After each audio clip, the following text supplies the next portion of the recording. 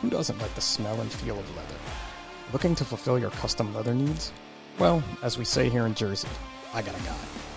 Rob over at Ridgeway Leatherworks is literally that guy. Several years back, I happened to be sat next to him at a mutual friend's wedding, and this dude told me more about leather than I ever thought I needed to know. His passion for his business is evident in the quality of his work. His team and his family hand make all their gear. So whether you're looking for a radio strap, a radio holster, a pair of suspenders, a chin strap, a locker tag, or really anything leather related, Ridgeway's the place to go. So check them out at ridgewayleatherworks.com or on IG at Ridgeway Leatherworks. And tell them Pip from the Size Up sent you, and maybe you'll get a special Jersey treat in your package. What's up, everybody? It's your old pal Pip here with the Size Up by National Fire Radio, episode 40. It's kind of crazy to say that. Like, I know we started out a long time ago and did a couple episodes, 12 or so, and I came back with 12 or 13, wherever we were. But it's been unreal for this year to now be at 40. And I know that number is not this humongous number, but to me it is, because that's been a whole lot of Tuesdays that I've been recording for, and you guys have been tuning in to listen. So I think it's kind of a big milestone. I think 50 is going to be a big milestone. I have to get somebody special for 50, I guess. Maybe. I don't know. I already had Tracy, so maybe I'll put the boys on 50, or maybe I'll do my dad. Maybe Big Russ. I can go over or get Big Russ here in the house and we can just rock out and talk for an hour. That'll be an interesting podcast for everyone to listen to. But anyway, enough about me and the podcast, because this week I have a very special guest who describes himself as an introvert and is going to challenge my hosting skills to keep him talking for the whole episode. But as we do these days, it's someone else who I met on social media through his company. And kind of, I guess, our mutual love for punk rock music is what started us up talking, because he has a lot of great punk rock designs. And then I learned so much more about him. And I was like, bro, you got to come on the show, man. You got a great story, and I'd love to help you tell it. And then some other things happened, because we've been probably planning this for about 3 months now. But I'd like to welcome Jake from District Fire Company. What's up, buddy? How are you? Hey, I'm happy to be here. Good luck on getting me talk for the next hour. We're gonna try, man. It's funny too, because if you're watching on YouTube, Jake, with a lot of like social media companies, you have ones that it's all about a person, right? Like if you take an apparel company like oh my god, now it's Rob Bailey's apparel company. Why can't I think of the name of it? Rob and Dana Lynn Bailey run it. Oh my gosh, I have so much of their stuff. Anyway, they're kind of like forward facing, right? And for District Fire, you're not necessarily forward facing, right? No, I try to make it about the art. And the art is so cool because you have so many of those designs. And so I was totally into all your punk rock designs and just the different kind of cutting edge stuff you were putting out there. And then all of a sudden you had a little issue with the company, and you appeared in a video, and I'm like, you're not a firefighter, or you have a really laxed beard policy in your department. Yeah. So I'm retired. I was a firefighter for 20 years in the Air Force. So I was an active duty firefighter, and I retired in 2020. And my singular goal in retirement was growing a beard. That's all I wanted to do. So I was a little embarrassed when it came in so white, but you know what? I got my beard. It's what I wanted. It's staying. I like the white. It's 100% distinguished. Yeah. I was thinking like, oh, it's gray. I'm like, no, that's not gray. It's full on white. I just skipped the gray. You just went straight George Washington to the white instead of the. Yeah. But I think it's funny when you say that too, like you're full on gold, because 100% what I dislike about my job is the fact that every 3 days I have to shave the majority of my face. I would probably have a full on beard just because I didn't want to shave. Yeah. Well, the military's been floating the past couple of years about allowing beards. I don't know where they're at on it, but just because the recruitment numbers are so down and beards are so popular right now, there's been a lot of talk about allowing beards in the military. But of course, being a firefighter, we still wouldn't be allowed if that was approved, you know? Yeah, it's pretty much a no-go. I know there's some different places with different views and different things, but for the most part, that mask seal is just something that you don't get the beard. I have Yep. seen though here in Jersey, a lot of police departments have totally don't have a facial hair policy anymore, is the easiest way to put it. And I think because too with that with like No Shave November, like a lot of that Mhm. was really big like 5 years. I mean, it's still big now, but like 5 years ago, cops did it. And I think it was like, well, you're still just as good of a cop with a beard or with not. So I guess you can keep it is my Yeah. guess at least. But Well, those you know, from what I've been told, everybody loved it. The morale was higher. And yeah, a lot of departments decided to keep it because their firefighters like, or their police officers like this so much. it's interesting too what you say about the military, like with recruitment numbers down, because I know that's I have a few ex-military guys that I work with. We were just talking about it the other night. They were talking about, how the numbers are so down, but there had been time of war, and you never know when that's going to happen. But in peace times, they say the Right. recruit numbers always go back up. So there's always that possibility, I guess, too. Well, you know, they got rid of that golden ticket in 2012. And, you know, I was fortunate enough to have joined early enough to get my 20-year pension. But I'm not sure if you're aware, but the military no longer gives you your pension as soon as you retire. So if you join today, you're not going to get that military pension until you hit retirement age 65 or 67 or whatever it is. So fortunately for me, I was able to draw a pension as soon as I retired. But now that that's gone, that's got to be affecting the recruitment numbers. For sure. I mean, it's the same as with the fire service and police departments when they're changing retirement plans and things. You take these dangerous jobs or you join the military because you have some type of a light at the end of the tunnel and a larger promise for what you're risking and that reward. And when they take those away, people aren't going to want to do it anymore. But I did not know Yeah. that about the military in 2012 making that change. So when you were Yeah. in then, did you start to see a change in, I guess I want to say like in the recruits, but in the people who didn't have that, knew that that was taken away from them, as opposed to the guys from when maybe you first started, before that? I mean, nothing really stands out as far as a change. Uh, the firefighting career field in the military is pretty, you know, if you're not meant to be there, they wash you out pretty quick. I mean, you can make it to your first base and uh you know, if you're not pulling your weight, those guys usually find their way to the door, whether that's just making their 4 years and being so miserable that they separate, or we find you know, an administrative process to implement to remove them. You know, some guys will offer another opportunity. Hey, you know, you're probably good for the military, but you're not good for this job, so why don't you go try to do this? But a lot of guys will just separate under other circumstances.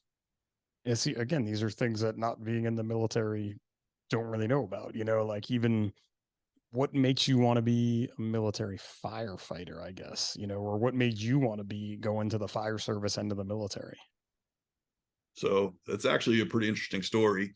Um, I'm the first person in my family to even graduate high school, and I got a academic scholarship to a pretty decent school. So I went to college for 1 year, and I was not mature enough. I was completely irresponsible, so I No got one kicked out of is. college. No one is, don't But worry. it was the last couple months of the year. Well, it would have been January, and I already knew I wasn't coming back. I mean, they hadn't. I was able to finish the year, but I already knew I didn't have the grades to come back. I was driving up to visit a friend, and I drove by a fire in Massachusetts. Now, this was 2019. I mean, 1999. Jeez. And you may know what fire I'm talking about. You know, the next day it was on national news. Clinton What was going to a Worcester visit the fire. site. Yeah, the Worcester fire. So I saw that in person. I drove right by it, going up to visit a friend in Worcester, and just seeing all the coverage and, learning about the sacrifice. So I jumped on Google. I was like, how do I be a firefighter? Because I knew I wasn't going back to college. And the first thing that came up was a military recruitment ad. So, You were like I the mean, it probably would original have been common at the time that I searched. search Yeah. engine So I optimization. It called. was like the government was the only Yeah. people that could do it in 99, probably. Yeah. So the Air Force ad came up. I called a recruiter and I said, I want to come in, but only if I can be a firefighter. And, this was pre-war. So, the recruits had a little bit more say, Yeah. because probably recruiting numbers weren't as up. And so I got firefighter written into my contract before I joined, which delayed me from leaving for a little while. So I had another couple months at home after college, um, to wait for an academy spot, a fire academy spot to open up. But yeah, that's how it happened. I saw that Worcester fire. The next day I was trying to be enlisting into the military. Yeah, that's one of those fires that if you're old enough and you're involved in the fire service, like I was in Vegas when that occurred, on a trip with one of my buddies. I was working EMS. I think I was a volley firefighter. I was just thinking about starting to be a volley firefighter. But it's just one of those fires that, and the lessons learned from that fire are still so hard to, I don't want Yeah. to grasp, but you're not going to go in there and then you're not going to go in to get your guys. And, the chiefs that were there that teach classes on it, I took one years ago.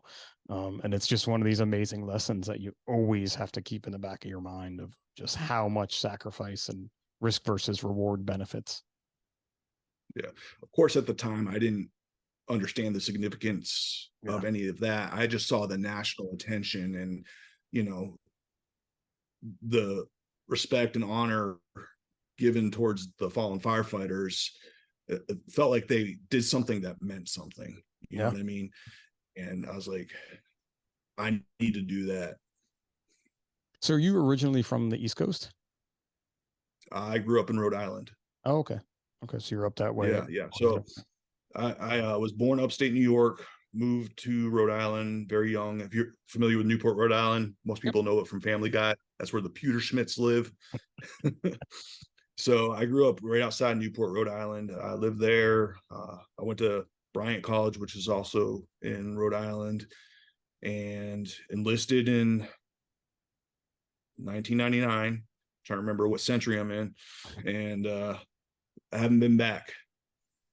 That was it, huh? Packed it in, and Yep. well, I guess there's not a lot of Air Force bases up that way. No, there's nothing up there. But I didn't want to go back because I was trying to leave something behind. Like I said, I was the first person in my family to graduate. I got kicked out of college, and those were all indicators of the background I had growing up. You know what I mean? So I really didn't want to go back. So where did the Air Force take you? Because I know we talked about it and you had said like all around the world, but pretty much like where's the coolest place you've been? I guess we don't have to hear them all, but Coolest place. So I got to live in the Azores for 2 years. wow. Have you ever heard of the Azores? I have. It's on my Yeah. bucket list of And places so to do. I'm Portuguese. I'm part Portuguese, and my family immigrated from the Azores. So that was a really cool experience. My last name is Sylvia, and my entire life, people have called me Silva, because it's such a more common last name. When I got stationed to the Azores, I was like, great, people are not going to mess up my name for 2 years. I get over there and they're like, Sylvia, we don't have any Sylvias. So it must have been a change that happened upon immigration. But yeah, there's no Sylvias over there either. You know what I mean? Double So, screwed. You're like, so this is my chance. disappointing. Yeah, the But Azores. I lived in the Azores for 2 years. I lived in the UK for 4 years. That was amazing. And then I've done so many training things. I've been to Greece. I've been to Germany so many times. I did all my rescue technician certifications in Germany. And then, of course, I've been to about every country in the Middle East you can think of. I was gonna I say, so when accumulated all that was almost popping 5 off, years. all that was popping off, were you over there? Yeah. pretty much everywhere you needed to be. Yeah. And all that was firefighting, but was that more aircraft firefighting or? Yeah. So your primary mission is the airport, but I mean, we do structural firefighting, we do medical responses. Um, the Air Force is now giving firefighters EMT, but EMR was the standard while I was in.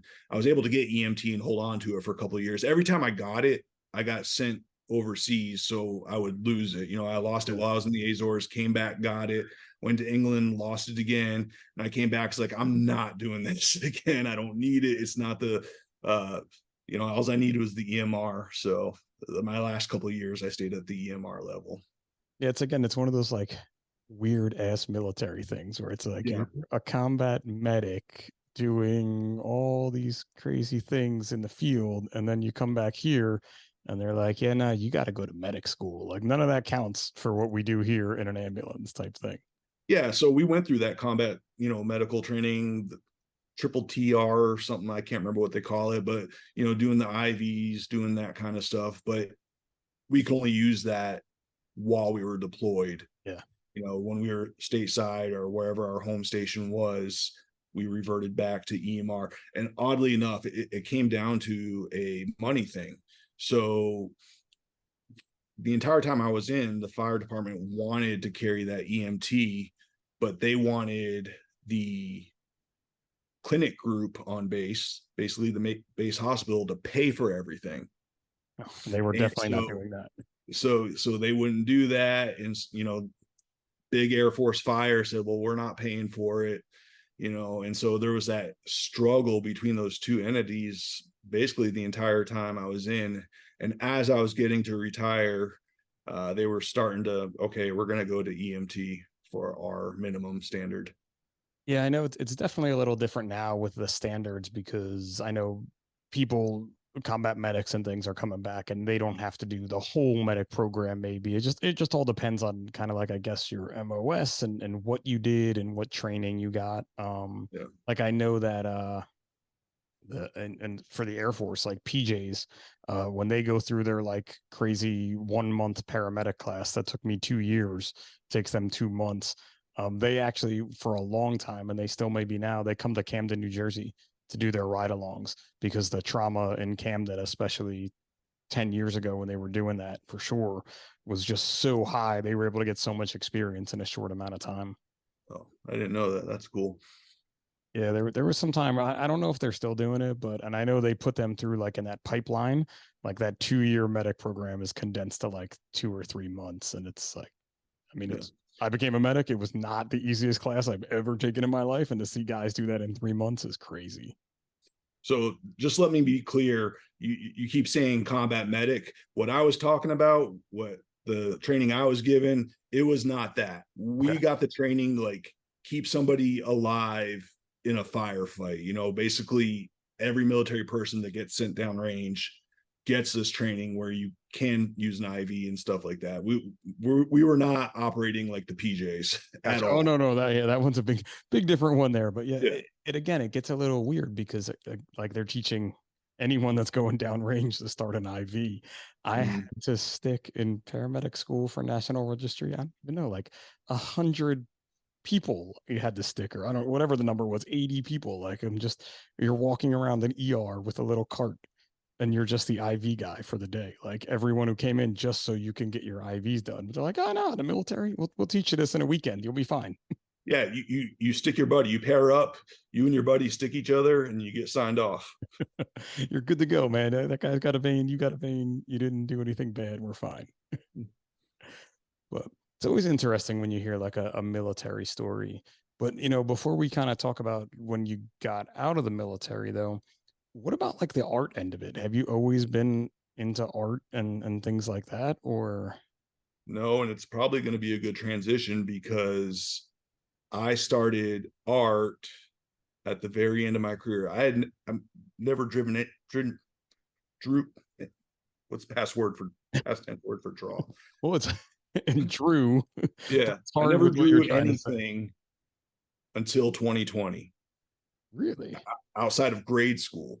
Yeah, it was just not even on my radar. But my last job in the Air Force, I was sent to a staff role. So from 2018 to 2020, I was sent to Colorado Springs Air Force Space Command headquarters to stand up what eventually became the emergency services branch of the Space Force Inspector General. Right. That's Yeah, a lot so going on it right there. was a really cool job. I got to go sit in EOCs at Cape Canaveral during launches to inspect them. You know what I mean? So Yeah. I was like right there when the rockets were taking off. I got to do a lot of different cool things in that job. But it was in that staff role that I started to experience the intrusive thoughts. So, 18 years on the floor, 5 of it downrange. I was, to my knowledge, never bothered by anything. And I got to that staff role no longer in that I'm about to respond or I could respond at any time mindset, that things started to happen and I started struggling a lot.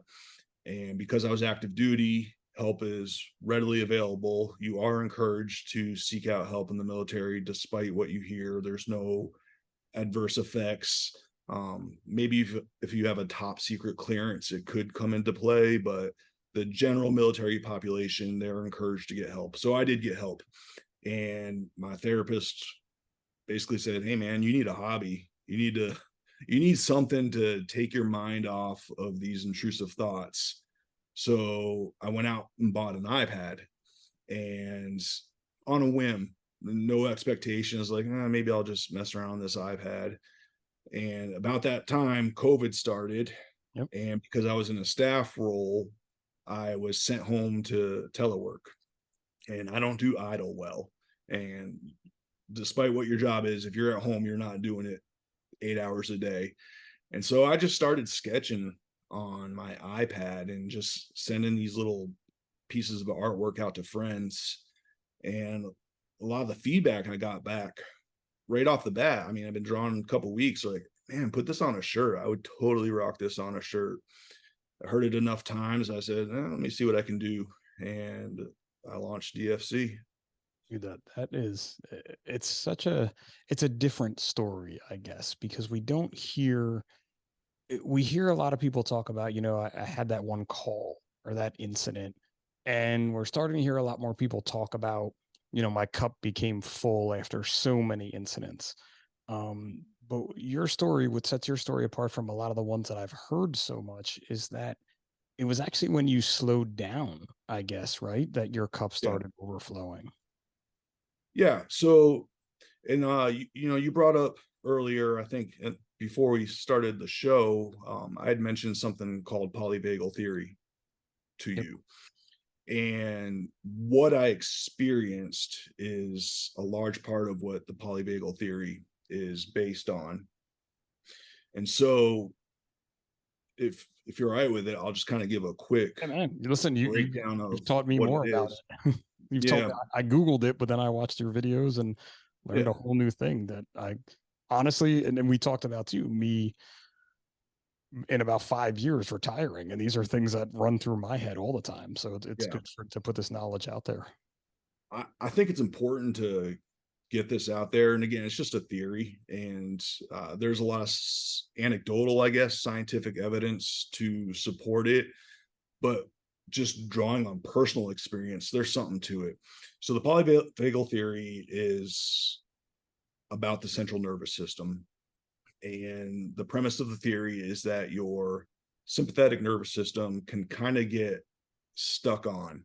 You know, we know we have the sympathetic and the parasympathetic nervous systems, and they're supposed to both be operating to regulate your body. But your sympathetic nervous system can get stuck on, and it's really common with first responders. So that fight, flight, or freeze.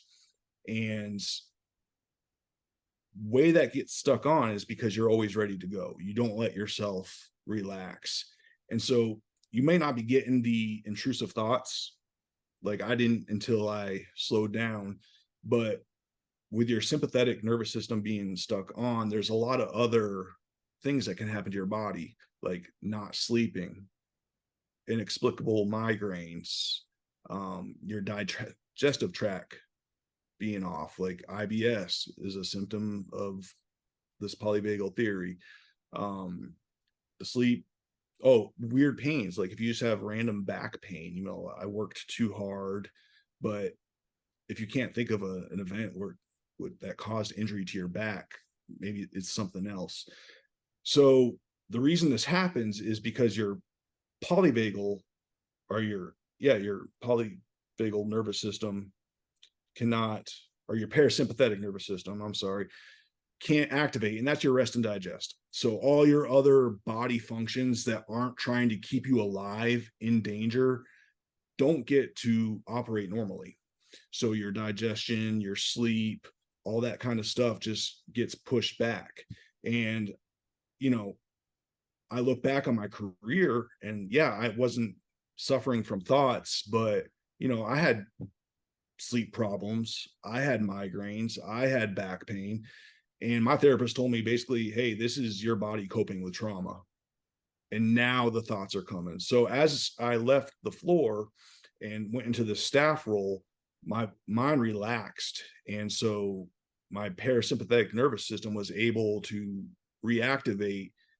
And that's when the intrusive thoughts came because I was no longer in this survival mode that kept them buried. And so it hit me hard. You know, I did have one call in particular that kind of was the catalyst for all of this. And it was something that happened when I was deployed involving a child. So, you know, all of us either had those or dread those haven't happened to them. But yeah, when that happened to me, it was early in the deployment. By the time I left that deployment in Iraq, it was like it might as well have not happened. Like it was buried so deep. It was like I never even experienced it. I had no memory of it, and I never thought about it again until I got in this staff role. And it's like I just started feeling down, and other things I was seeing involving children, I was becoming really sensitive to. I remember everybody wants to be an activist on social media these days, right? This is true. So some guy had posted a video, a good friend of mine, of a kid drowning in a pool surrounded by people. And it was just, he was trying to make a point about the apathy or something like that. But like that destroyed me. Like I didn't sleep for weeks after seeing that video. I'm like, what's going on with me? And then little bits of that call started to come back. And that's when I got into therapy and was able to address some of that stuff. But yeah, um, the only thing that makes sense to me for what happened was this polyvagal theory. And so for those who feel like they're in the same boat I was, where, you know, they've gone through most of their career, they've handled things fine, and then they retire and the stuff starts coming out of the blue. Well, I want people to be familiar with this concept because that will help them understand what's happening, and that will help them to seek the appropriate help to deal with it. Like, oh my God, why is this happening to me all of a sudden? Well, it's natural. It's how your body works.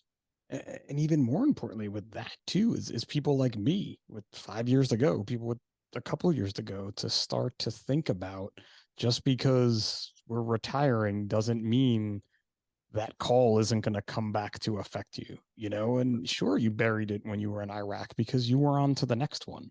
You know, we're always on to the next one. And I think it's something that it's so hard to process them. I kind of feel a lot the same way you do, I think, where I was always on to the next one. In the past 5 years or so, I've started to pay attention to the ones that affect me more. So I'm not letting it, I don't want to say I'm not letting it not affect me, but I know it's going to affect me and I'm actively working to make it not affect me, if that makes sense. Yeah, And totally. and that's too what I think we're seeing, or I'm hoping we're seeing in the emergency services, you know. And again, by you even telling me about this polyvagal theory, I Googled it and I'm like, holy shit, I need to pay attention for this, because I know for a fact, you know, when I've had some traumatic things happen at work, the easiest way to bury them was in a bottle. You know, alcohol makes you forget everything until the next morning when you wake up and forget everything, but don't feel like you did, type of a thing. So should we carry on to my next part of the story? Sure. I mean, did I just Another transition perfect into it a segue. little bit? I mean, again, it was something I had happen in the past, and I don't want to repeat, but it sounds as though I just transitioned you to keep going. So go ahead. Yeah. So I retired in 2020 at the height of COVID. My wife was, she traveled with me for 20 years. So when it came time to retirement, I said, "Where do you want to go?" And she picked Huntsville, Alabama. Neither of us are from the South. Neither of us had ever been to Alabama, but her brother had just relocated there and had a baby. And, we have 5 kids of our own, but apparently that wasn't enough because she wanted to go be part of this baby's life. That So, could be safer for you, though. And in one way, it could be a little safer. Just saying, because yeah, I stopped that too, buddy. So God bless you. well, there's no more after 5. I can assure that. So we went to Huntsville, and I didn't know anybody. I didn't know anything about the opportunities there. It was COVID, so nobody was hiring. And I landed in this really cool job where they were building a Toyota factory. And I was the closest thing they could find to somebody qualified to oversee the contractors installing the fire suppression system. Yeah, I'm not qualified to do that, but Was gonna they say, saw okay, fire on my resume and Space gave me the Force, job. dude. The Space Force thing did it. You're the tech guy because Yeah, you works for the Space Force. man, I loved that job. I loved the people I was working with, but there was no money in it. And when you separate from the military after 20 years, after you retire, you go through all these transition courses where I want to say they brainwash you. They tell you, you've done 20 years in the military, you have all this experience, all this discipline. Do not accept anything below a senior or executive level position. And so I was in this job I love, but I had it in my mind that I'm like, man, I'm supposed to be doing something better, something more important. So a few months later, the opportunity did arise to move into one of those jobs. Salary, very high paying. But man, it was stressful. I was running security for 8 hospitals and I had 190 officers reporting to me. And, again, this is during COVID. So you can imagine the chaos at the hospitals. And, you know, I'm not sure I was qualified for that job, but I really butted heads with my boss. I was working 24/7 and I was just stressed out all the time. And on top of that, I had stopped treatment because I was separated, wasn't as easily available to me. I didn't make the effort to find it. And all these intrusive thoughts came back even louder than before. And between the stresses of my job and all these traumatic thoughts I was reliving in my mind, the only thing I could figure out was to quiet my mind was to drink. And man, I drank a lot. I drank all the time on the job. I was uh, drinking and driving, and I was hiding it from everybody. I had started this clothing brand. The money was kept separate, and I spent every dime I ever made on DFC on booze. Uh, Obviously, it caught up with me. I got drunk, wrecked my car. Uh, Nobody else was hurt, fortunately.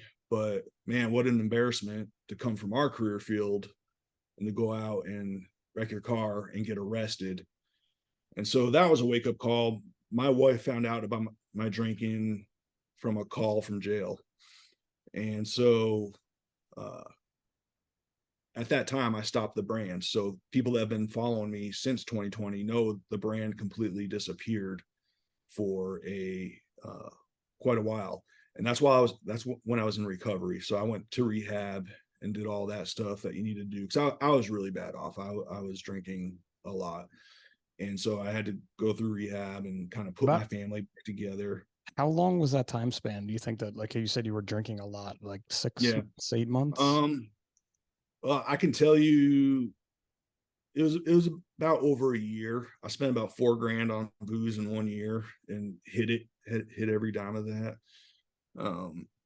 So yeah, I mean, I crashed quick, you know, and I look back, if you found somebody that served with me in the military and you told them, hey, Sylvia got out and you went and got a DUI, you could show them a picture of my mugshot and they still wouldn't believe you. Like that, that's how much I turned my life down upon retirement. And again, it was just a mixture of this job that I thought I was supposed to have and uh, the PTSD stuff. So, if you know me and you've been listening to the podcast for a while, you know I'm always looking for new ways to make myself #better than yesterday. Well, I came across a new way with an awesome company out of Canada called New Breath. I've been using their tub for cold exposure therapy for over a month now, and my body just seems to feel better and better each day. It's no secret that I love to work out, and I'm always sore, but taking a cold plunge each day has really changed that, for lack of a better term. Now, I'm still sore, I'm just not as sore. I spend about 10 minutes in the tub 3 to 5 days a week in as cold as I can get the water using some large ice blocks, and it's been great. My body feels better, my sleep numbers have increased, and the general resiliency, I guess you can say, has been great for me. Because getting in that water truly takes your breath away each and every time. You have to focus, you have to calm yourself, and you have to control your breathing to get into that Zen type state. So you can learn more about them by heading to their website, newbreath.ca, and save yourself some cash if you're looking to make a purchase of one of their tubs by using code THESIZEUP at checkout. And so I went through rehab, got back into therapy, started getting treatment for the stuff, stopped drinking, obviously. That was a condition to put my family back together, which I was more than willing to make, and I needed it for myself anyways. Um, so it was about that time I decided, I'm going to try this brand again. I was enjoying it while I was doing it. My mind seemed to be straight when I was focusing on the art and focusing on the business. And so I started the brand back, and a couple people had reached out to me like, hey, where'd you go? Why'd you disappear? And I told them like, well, this is what happened. And it was kind of odd at first because a couple of those people stopped talking to me. uh and I was like, well, this is there's no support here. And I felt judged Mm-hmm. because I had gotten a DUI. I was being judged by the people who have firsthand seen the damage a DUI can cause. And so I stopped the brand again. I was like, all right, there's no place for me here. But a couple more months went by. I was doing even better. I was like, I gotta try this again, just face the music. This is what I want to do with my life. And so I relaunched the brand in May of this year. And the response has been phenomenal. It's been 5 months, and I'm doing better than the brand had ever done previously. The art is still therapeutic to me. If you follow me on socials, you'll see me say often that I make what I like. I don't make what I think will sell. It's just fortunate that a lot of people like the same thing I like because the Very designs fortunate, do because okay. that's not a winning business model all the time. No, it's not. It's not. But But it's not you what it's know, about, right? And I think that's yeah, a huge thing, what you just said there. It's not what it's about. It's really not. And especially for you, and hearing your story, and anyone that just picked up the podcast at the 35-minute mark has to go back now and listen to the beginning, because that story this is so much more than what I thought it was when I bought the anti-flag t-shirt, which must have been like one of your first ones back, right? Because I feel like I yeah, bought it that was. in May. Was it? It Yeah, I was. feel like that's when I found you and it was like, oh, cool, I like that shirt. Yeah. So it's been great. And I should rewind and say that the time when I got arrested, I quit that job because I knew that was part of the problem. And, you know, I came to the realization I didn't need the money, fortunately. Um, so I went back and got basically a cake job that has no stress. And I don't know if that's forever, but I'm still paying my bills and I don't need the money from DFC to pay my bills. That is, you know, uh, something I hope to do in the future. I hope it grows to the point where I can just stop working and run this company, but I wouldn't say I'm anywhere near that. Uh, It's a hard goal, man. It's a hard goal, Yeah, brother. Yeah, like, yeah. it's But not it's not the easiest thing. People think, "Oh, I like t-shirts. I can make t-shirts," and it's just yeah, not that easy. no, you're absolutely right. But again, like I've come to realize, I don't need to make a lot of money to be happy, to feel fulfilled. So to be honest with you, the brand doesn't need to do that much better to bring me to the point where I can stop working. Because like I said, I have a cake job now. I sit at a truck gate, like Okay. doing access control. And so I run the business from work. I do the art at work. And it's amazing. And so you can imagine I don't get paid a lot to do that, but I don't need it because I have my pension and I had a few lucky breaks over the years financially. So I'm in the position where I can afford to keep that job. I don't rely on the business money, but I want to get there, man. I want to get there to make just enough to just stay home because that would be cool, man. I got 5 kids, so Seeing them a lot more would be good, but even that, I think you know that you wanna keep active, right? You seem like the yeah, person that needs to be always doing stuff, and not that you couldn't always be doing it with DFC, but you're just not there yet. And it's important to know that too, right? That the one day you're going to be there, but for now, for you and your mental health and your family's health, for you to go do that job is probably a big part of what's keeping you going. yeah. Well, the other thing that's in the back of my mind is my art. I think right now really appeals to Gen Xers and older millennials, and so as those people begin to retire out of the career field, what's going to happen to my company? I don't want to say, okay, I'm going to work. And then all of a sudden there's all these younger millennials and Gen Zers coming in and they're like, Black Flag, what is that? I'm not Screw, going to wear that, you know? screw them, man. We Yeah. still have to wear t-shirts. Us old guys want to look cool. I mean, I take my kids to shows. Like I like to wear a cool shirt. It's actually really funny and totally random story, but there's a musical artist in my town. She's in Nashville. I live in a really small town in New Jersey, and this was just our fall festival weekend. And her parents helped put it on. Um, so she comes back and plays. So she was playing yesterday at the beer garden. So my wife and I went to see her play, and her mom was there, and her mom's wearing an autographed Wu-Tang shirt. And No way. I'm like, and well, the cool part is RZA lives in the next town over from me, Oh, wow. which is really random here in the suburbs, farmlands of New Jersey. And his son is always in town, and it was his son who autographed the shirt for her. But it's like one of those things, like we all need shirts. I got my Dropkick Murphys hoodie on just for you today because I'm like, I'm Nice. just gonna wear his stuff. That would be. It's not cool to wear the shirt of the band you're going to see. So I couldn't wear the shirt I have from DFC. I'm like, let me throw on a Dropkick shirt for him today. But I think that's definitely like a big part of all this too is trying to stay relevant, like you just said. And it's Yeah. hard in a business like yours. Yeah. I have to do the art. Like it really helps me. I've gone through a lot of what I needed to process from the things I experienced during my career, but I just can't leave my brain too idle. So I'm going to create forever. I enjoy the art. It was an unexpected passion I found. Like I said, I didn't start this till 2020 and it was on a whim, but I love it, man. And so I will always do it, whether that's slinging t-shirts or, you know, doing something for my local community, go set up at the markets here and sell space shirts because I live in Rocket City. Whatever that looks like, I'm going to be creating, man. So Oh, even if I I'm think not selling anything, I'm just going to do the art for me, and which is that's kind of how I approach it now anyway. yeah, which I mean, and like you said, like it's you're gonna draw what you want to draw, and hopefully some other people like it. I know reading comments on your social media posts, like people are throwing you suggestions all the time. Like, can you do this type of thing? Can you do this? And I think you responded to somebody recently I saw, and it was like, I gotta be really careful with what I'm putting out there Yeah. because these bands do own their artwork. Yeah. Yeah. Yeah. And I've been lucky, part of me was like, man, I want the page to grow. I want to increase my reach. But the other part of me is like, well, I do that. This social distortion skelly that I just threw a fire helmet on, Yep. that somebody's going to eventually see that and get that cease and desist.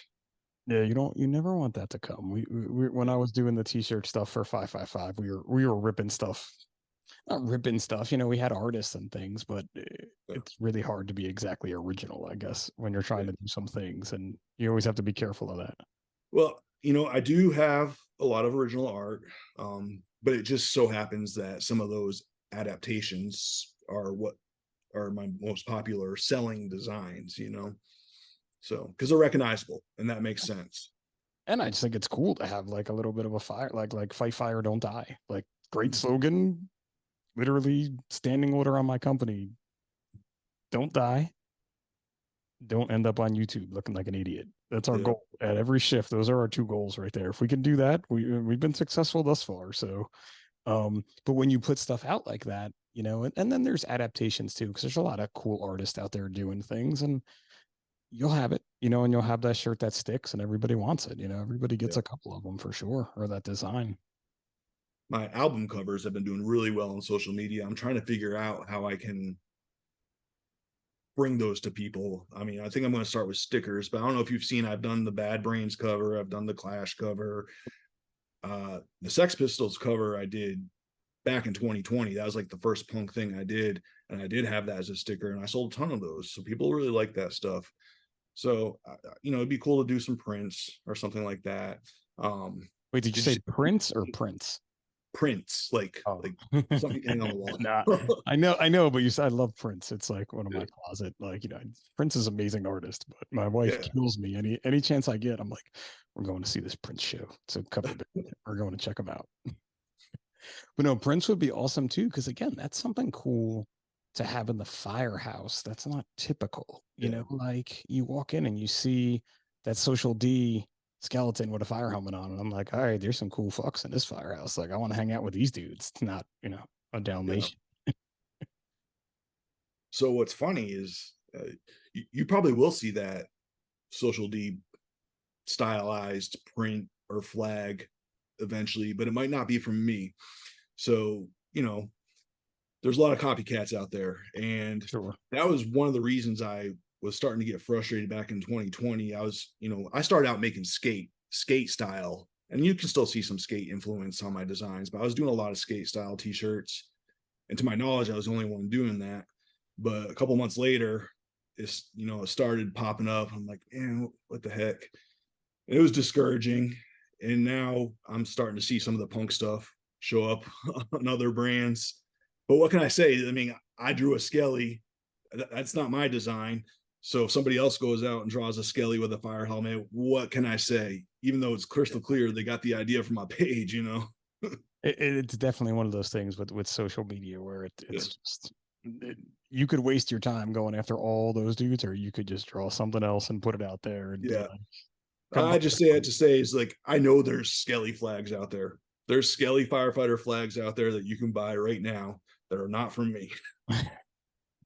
Maybe they'll get the cease and desist, and then you could slide in and Yeah. deal with that. It's crazy too. And again, we haven't been active.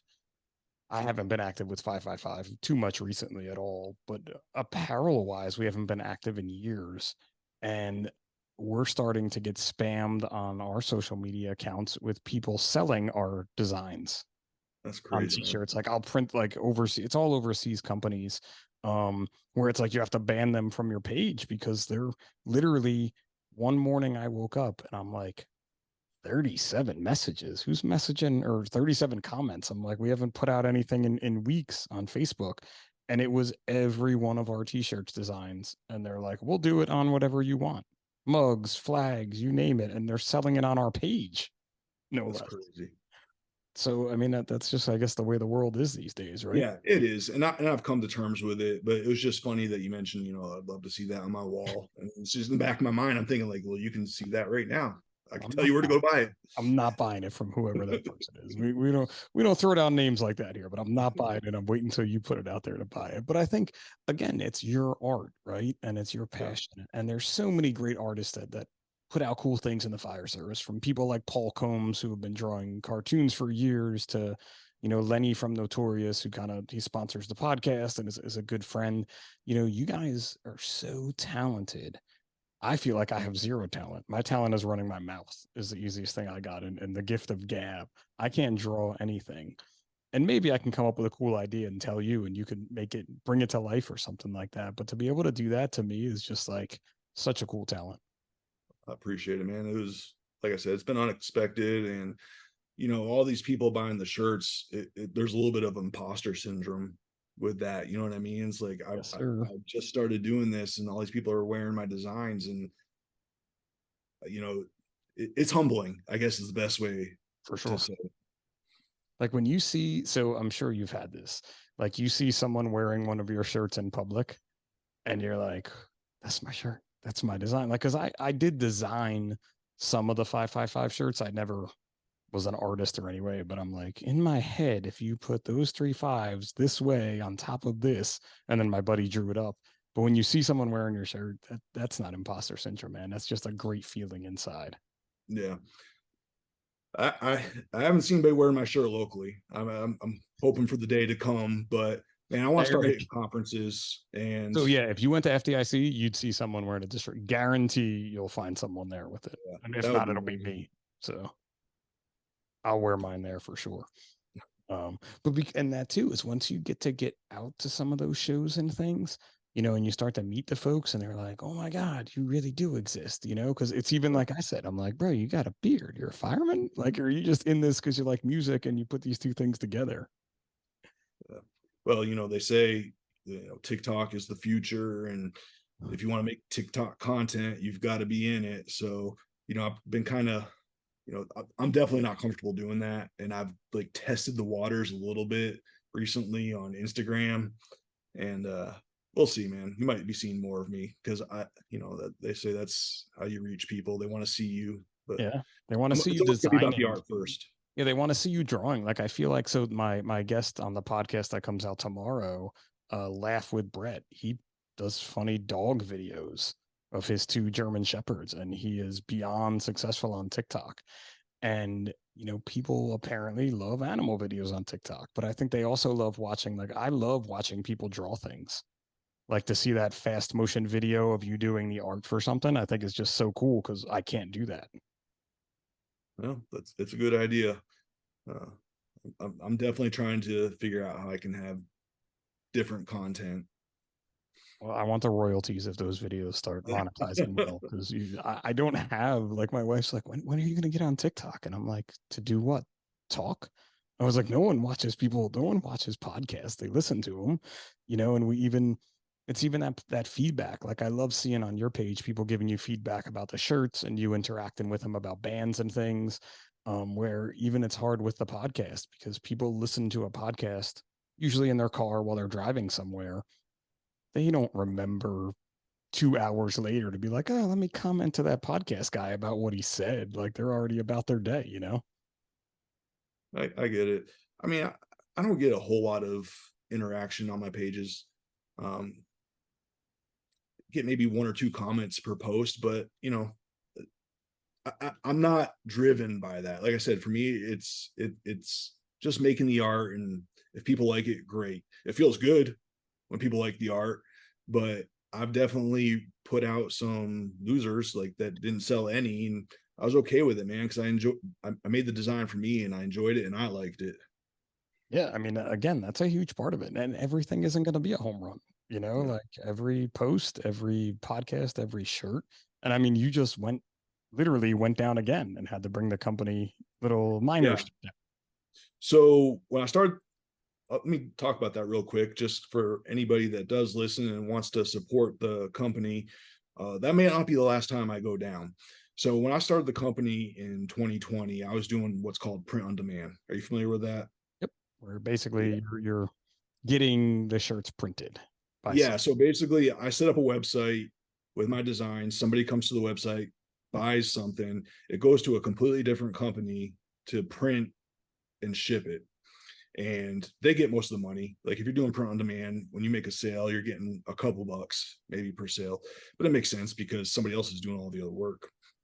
But during that time, everybody was starting t-shirts because this was COVID, right? Everybody was starting t-shirt companies because everybody was at home, and the quality just got out of hand with these print on demand companies. And people were getting shirts with my logo on the back and somebody else's logo on the front, or the prints were just garbage. So I said, when I come back, if I come back, I'm doing it myself. And so I bought this 15-year-old direct to garment printer that didn't work when I bought it and completely restored it. And it's been so kind to me for 4 months. But like I said, it went to, or like you mentioned, it went down last month, and that was a chore getting it back up and running. And now I know like this could happen at any time. So it's probably not going to be the last time. Eventually, I'm going to get nicer, newer equipment, but not unless I can pay cash for it.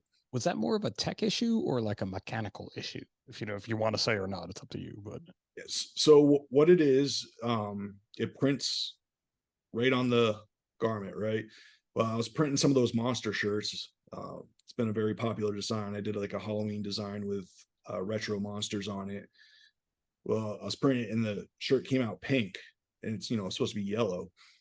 So I lost my yellow channel on my print head. Those print heads are $2,500 just for the print head. So I had to restore it, which was kind of a pain, but and didn't work at first. I tried everything, and obviously the last thing I tried was the thing that worked. And so I've lost some channels since then, but now that I know what to do, I can bring them right back. But there's gonna be a time where I just can't get it back, and then I'm gonna have to go out and buy a new print head. shit, man, there's your TikTok video right there. This is how you restore the print head on one of these crazy printers. And destroy your warranty. But I'm probably the only one that's using a 15-year-old machine. I don't have a warranty, so So it doesn't even matter at this point. yeah, But again, it's one of those things that it's another hurdle, but you're able to use. I always find it funny because you hear guys when they get close to retirement and they're like, "What am I gonna do in retirement?" And I'm like, dude, once you do this job, you can pretty much do anything. I feel like, mm-hmm. once you put your mind to it, because what we do and what we have to process in such a short amount of time, you can figure anything out. If even and more if you have more time, I feel like that you can just do it, kind of like how you're figuring out how to fix those machines. Yeah, it's stressful sometimes because you want to be reliable. The worst thing you could do for a company is keep shutting it down. But this is just where I'm at right now. I've accepted it, and I think next time I'm down, you'll know what happened. our community probably too, from what I could tell, was right behind you because I saw so Yeah, many people like, "What do you need?" And I'm yeah, even shocked someone didn't just ghost you with like a GoFundMe to be like, "Here's some money, we can help you out." yeah. So that came up actually. Somebody asked to do that. I was like, no, no, because truth be told, is I have the money to go out and buy a new printer. I just don't want to. I don't. You know what I mean? Yeah, So no, I get it, but again, it's that community end of it, which too is empowering for you to be like, "Nope, I'm going to keep this going. Like we can find something here." And it's even crazier when I think like when we were doing the apparel, it was such a different world. Like there weren't as many apparel companies as there are today. Social media was a very different place. It was very easy to sell things online. Just the changes that I've seen in doing it is so many more hurdles than what was in the past. But look, I don't want to leave because we're getting close to the hour, and I've kept you talking, and you've done an amazing job. So we lose the introvert title after this episode of the size up, but we got to talk bands a little bit. Like we didn't even yeah, talk anything about bands. So how did that all come about for you? Like the music end of it? the punk rock stuff. Yeah. Yeah. So I was born in '80, so I kind of caught that whole skate punk era because that's when I was a teenager. When you had your NoFXs and Pennywise. Uh, I started out most people getting into the grunge stuff because that was my age group. Nirvana came out when I was 12 years old, and I'm like, whoa, what is this? And as the grunge and alternative started getting more radio play, that's when Green Day came on. You know what I mean? So, I'm 30, not 30 years ashamed ago to with admit Dookie, it. Green man. Day was 30. my gateway into punk rock music. Who really wasn't when you're like, I was born in 78, so I'm right behind you. But it's Yeah. 30 years ago for Dookie, Yeah. just last week or something like that, very recently. Dude, we saw Green Day 2 years ago. We saw Green Day. I think we were supposed to see them and it was 2020. So then it got postponed to 2021 or whatever it was. So we took the boys and they were every bit as good as when I saw them in 90, whatever year that was, 90 something. Yeah. Well, I'd gone into the record shop to buy a Dookie CD, and on at the register, there was this thing called Punkorama. And the guy's like, if you're buying this, you should get this. It's only like $5. And it was a compilation CD put out by Epitaph. Yep. And so, so many great bands were on Epitaph in the 90s, probably still are. I listen to only old stuff now, nothing new. But so that was what did it for me. I got this Punkorama CD. It had Dropkick, it had Pennywise, had NoFX, and I really got into the skate punk and started playing. So I was in punk bands throughout high school, and my 1 year at college I played in a band. But as I've gotten older, I've kind of gotten into the older punk. So now I listen to like the Social D, the Bad Brains. I listen to a lot of Descendants, Circle Jerks. That's my taste now. So I listen to all the old stuff. I mean, and it's all just as good as it was then. Yeah, Like when you hear Dave Grohl talking about Bad Brains, and you're like, God, man, Dave Grohl was listening to Bad Brains back in the day, and here I am still listening to him now. yeah. There's just something about that low fidelity Yep. sound on their records. It's just raw. And the other thing that really appealed to me with the punk movement was the do it yourself mentality. These bands were doing their own promotions. They did everything themselves, and they didn't have roadies or record labels backing them. They were out there hanging their posters up on all the telephone poles the night before their show. Man, I just loved something about that. It's honestly something I've kept in my brand. When my shirt went down or my printer went down, people were like, just go print on demand, just go back to that. I was like, yeah, I really like being the person making the art, printing the shirt, shipping the shirt. I really don't want to give that up. Is that sustainable for the future as the company grows? Probably not, but I'm going to do that as long as I can. Yeah, but you got 5 kids, man. So Yeah, you're good to go. You got labor force right there, man. Look at Rob from Ridgeway Leatherworks, man. His that twins is true. his twins know more about leatherworking than I'll ever know in my life, probably. And they're 13, I think the girls are now. Um, but it's that I love that do it yourself attitude of those punk rock bands because I used to go to those shows. I saw Yeah. Dropkick in small clubs in New York and Philly and even here in Jersey when they're Well, carrying their own stuff in, and you're helping them carry it out, as I recall. yeah. So that was also part of what drew me in because those bands were accessible. You know what I mean? I'm a Yeah. New Englander, so you had your Godsmacks, and there was a ton of bands from New England at the time, but their shows were like $50 and hours away. But I could just drive up to Providence and see Dropkick, and I did that all the time for $15 or ten Yeah. bucks, whatever it was. You know what I mean? All ages show, and Dropkick and like 4 other bands that you never yeah, like. I yeah, saw Dropkick Bouncing open. Souls. Yeah, Yeah, I saw Dropkick open up for, I think it was the Boss Tones at Manhattan, but there was another band in between them. Like they were the opening act type yeah. of band. And I always thought that was so cool. And I'm stoked that my boys are into music because we're doing some shows now, but not as much as I'd like to. But they're too busy, I guess. So it's cool to be Yeah. able to get back into those days. I also don't And know if it's going to be the same though. At least for me, I'm going to stand in the back with earplugs in because I'm old. be the 40-year-old of the vans. That's it, man. Yeah, I got some Yeah. Vans, dude. I got some Vans, and I'll be 45 in 2 weeks, and I can rock my Vans. I have a young looking face, so it doesn't really matter. I still get carded. Well, it's something's going on. We just opened a van store in Huntsville a couple months ago, and all you would see on the local Facebook groups were memes about 40-year-olds going into the new van store because that's who it's for these days. Did you know? I mean, I could even say this. We just bought. We're going to Iceland in a few weeks, and Vans makes like a waterproof high top that has like a fur lining inside of it.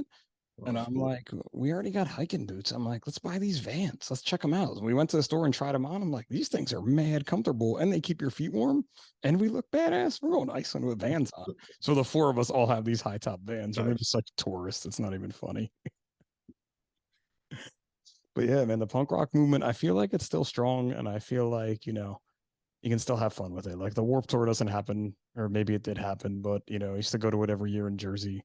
And just to Yeah. be able to take my kids, we saw my boys really like my older son really likes the Interrupters, kind of on the ska side, but we've Mhm. seen them a few times. And like this last time we were right up front, they came out, they gave him drumsticks. Amy Interrupter was giving him pins, and it was just that cool feeling of like, I'm so happy you're a part of this community that I got to be a part of. Yeah, that's really cool. I told you before the show, I have five, and right now only one is showing any interest. So, every time in the car, they have to listen to it. I was really big too back in, now you're like throwing me back, but kind of, Green Day was kind of that gateway drug, but more of the smaller scene was Real Big Fish. A girl I Oh know yeah, was like, let's go see yep. Real Big Fish. And I'm like, who? And she's like, it's a ska band. It's like $7 at this place if you're from New Jersey called the Birch Hill. I'm like, cool. And it was Real Big Fish and Goldfinger. It was like Yep. Goldfinger was doing like Here in Your Bedroom, like they were on tour for that album, and it was same thing. They're selling their T-shirts. Real Big Fish was sell out, and I'm like, this is my life. Who covered that? It's terrible. I can't remember that German song about the red balloon. Oh, and That 99 Red Balloons was yeah, it's Goldfinger. yeah. Was it? I think Yeah, it's Goldfinger. Yeah. that was that was my first ska song because I got radio play. Yep. Oh, yeah, I got out there for a lot. So Yeah, and then No Doubt came, and just so many good bands. Like, yeah. listen, you have loads of art. You could probably do art for bands that don't even exist anymore. That people would be like, no one's ever going to come after you for that because they're like, no, that's not even a band anymore. Yeah, that's true. Good thought. You Jake, hit the back catalog. Jake, brother, man, you made it the hour. We're 101 right now. I just want you to know, and you've spent most of the time talking. So, Yeah. Oh, that's impressive. you know, Not typical. dude, it was great, man. And so many people are gonna hear this and hear your story and just have that one more piece in their toolbox for like if shit something's going south for me, they're gonna be able to think about your story and get some help for themselves. I can Yeah, guarantee I that hope for so. sure. So it's been awesome, dude. I'm so stoked that I reached out, and I'm so stoked I got your T-shirt, and so stoked that we kind of became friends now through this, and we're able to do this tonight. Yeah, me too, man. Appreciate you inviting me to do this. I definitely wanted to talk about the polyvagal thing, and I didn't feel comfortable doing it, but yeah, I enjoyed this. Did a great job, man. Trust me. Like we're gonna get some good comments on this for sure. Some good feedback for the stuff. So, are you ready for the size up 10 though? That's gonna be my question for you. Yeah. It's 10 quick questions. They never go quick, but yeah, Everything you said about my ability to talk is about to, we'll is see. I'm about to just throw. I'm gonna be that guy that just throws it off. It may never go anywhere. It'll make the episode, but all right, here we go. Come on, we could do this quick. Beach or mountains? Beach Night out or night in? in, A good book or a good movie? good book. All right, now I throw you for this one. Cross country road trip. Who's your celebrity co-pilot? Mike Ness. Oh, yeah, well, that makes effing sense. Jesus, you didn't even have to think about that really. You just went Yeah. right in on Mike it. Ness, Roger Merritt. I would say Jay Adams, but he's gone.